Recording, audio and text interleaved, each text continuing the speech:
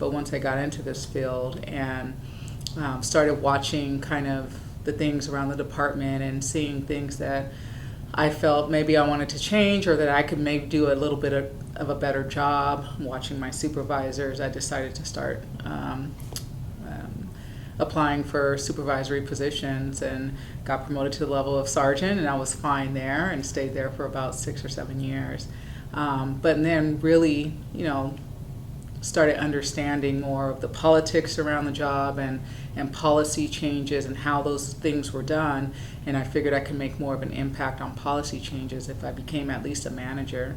And so I became a lieutenant. And then shortly after that, there was the opportunity just arose to become a captain.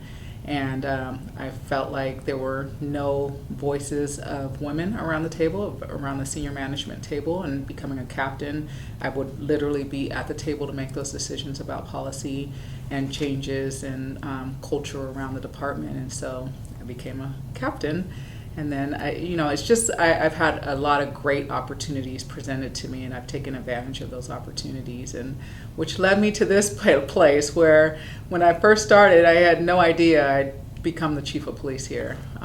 But it's been a great journey, and I feel like at this point, there's a lot that I can do as a chief of police here at the department to see the changes that I've wanted to see over my career, and now I have the ability to do some of that. So you're of mixed race, and I think that is just, you are bringing something that I don't know if there's anybody else like you, right? Who's part Black, part Latina, and even though we're, all minorities, it's like people aren't really, a lot of times we're still separate and not mixing. So I think having all of that awareness, like how does that help you?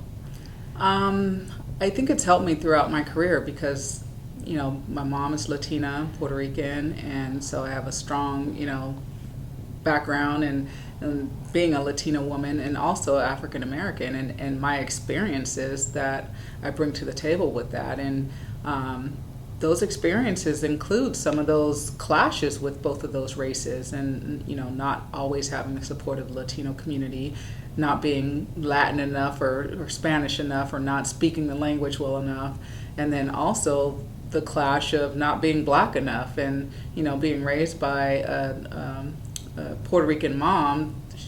She's not Black, so she has different experiences than I've had as a Black and Latina woman. So I think just being able to bring all of that experience to where I am now and being able to connect and relate to people within my community really helps me. So next question for you is, with everything that's going on, I know you have insights that other chiefs and other, heads of departments and law enforcement do not have. Is that can you kind of just speak a little on that? And if that's something I know you were involved in a panel in Sacramento and, Yeah, I think I do bring something to the table that a lot of people don't bring, and that's, again, my connection as a Black and Latina woman. And it's my connection to being Black and Latina and being blue, wearing this uniform. And that brings a whole different perspective. And it's like I said before, I can really relate and connect with the community and what they're feeling and how they're feeling and this push to, change law enforcement. And I understand that from a community's perspective. And I also understand from a law enforcement perspective, why some of these things have happened, the culture around law enforcement and how we got here. This has been a culture from, the beginning of time, beginning of policing. And so I can understand how culture needs to shift, but that's also a fine balance. It's right now our community is feeling attacked by police, and they have for a long time. But I also have a work organization that's feeling attacked by the community because we have a lot of great officers who haven't been involved in these excessive uses of force and come here to provide for the community and do a good job and provide the professional services that the community expects.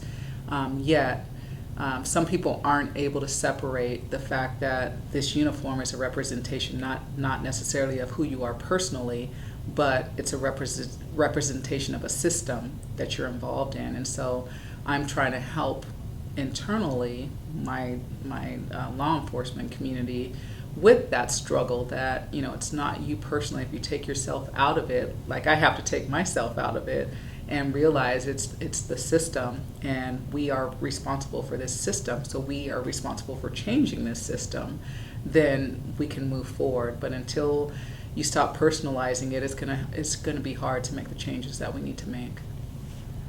So is there something you're doing here, is it through conversation, or are you guys kind of, how are you working with your staff on that? So we're having conversations around that.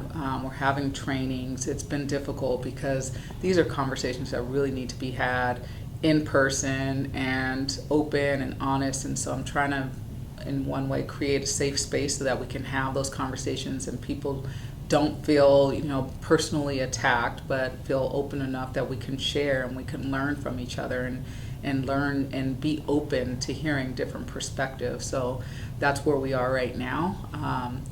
Again, with COVID, it's hard to have those conversations the way we need to have them, but we've already started those and we will continue, and we're looking at different ways of having training around trauma and our response to trauma and our personal responses to trauma, because we see a lot of bad things. I mean, through all of this and everything that's happening, there's been very traumatic things that officers are continuing to experience on a day-to-day basis.